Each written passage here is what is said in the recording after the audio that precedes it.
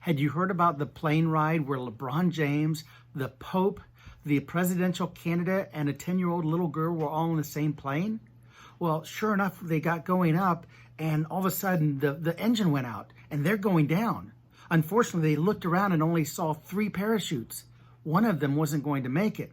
So all of a sudden, LeBron James says, I'm the king. I'm the most important basketball player in the entire world. I have so many fans that are waiting for me, that need me there. I've got to go. So he grabbed his chute and jumped.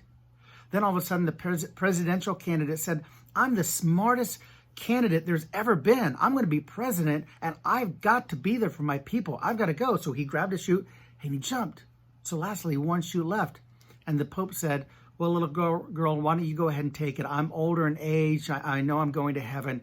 You need to take this. You've got a long life in front of you. And she goes, don't worry about it.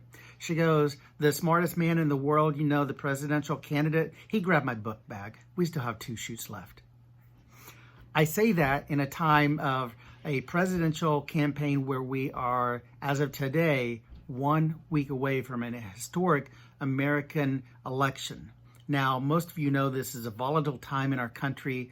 I named this title, I Voted, Now What? Now, technically, I haven't quite voted yet. That's going to be next week. So you may be seeing this after the election day. But the point is, we have a great opportunity, a democracy here in America. We have the opportunity to elect our candidates. We have a say in what happens. So many countries don't have this. So thank you, God, for this opportunity. But with that, after we make our vote, whatever happens, happens. So, I know a lot of you are wondering what's going to happen if my candidate doesn't win. Whoever that is, our country is going to be a disaster. That's what so many of us think. Have so much anxiety and so much fear because if our person doesn't win, our person has all the answers. What about the other person? So I'm going to give you some advice on how we talk about this, how we deal with this situation just a few days before the election and especially for a long time after it. And I will look at a few scriptures. What does the Bible have to say about voting and elected people?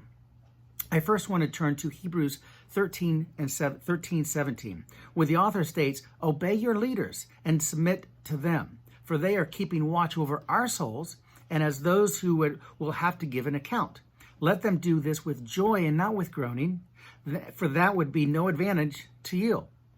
So then next, let's look at Romans 13:1-5, and the Apostle Paul wrote this. And think about it, this was a time when the Romans were overseeing the Jewish people with such fear tactics. I mean, as we know, they were putting people on the cross. They were burning people alive. There was such fear of their lives. Yet Paul still wrote this. Let every person be subject to the governing authorities. Think about that. Let everyone be subject to those at that time were the Romans, the governing authorities. For there is no authority except through God, and those that exist have been instituted by God. Therefore, because of this, whoever resists the authorities resists what God has appointed, and those who resist will incur judgment. For rulers are not a terror to good conduct, but to bad. Would you have no fear of the one who is in authority? Then do what is good, and you will receive his approval, for he is God's servant for your good. But if you do wrong, be afraid, for he does not bear the sword in vain. For he is the servant of God, an avenger who carries out God's wrath on the wrongdoer. Lastly, therefore, one must be in subjection not only to God's wrath, but also for the sake of conscience. So what Paul is saying here is that no matter who is elected, no matter who is put in front of us, God made this happen. God allowed this to happen.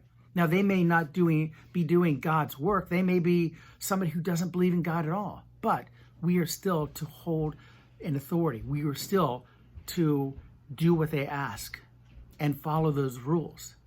So here again, take the advantage that we have of voting. Go out there and make a difference. It's so important for us to do that.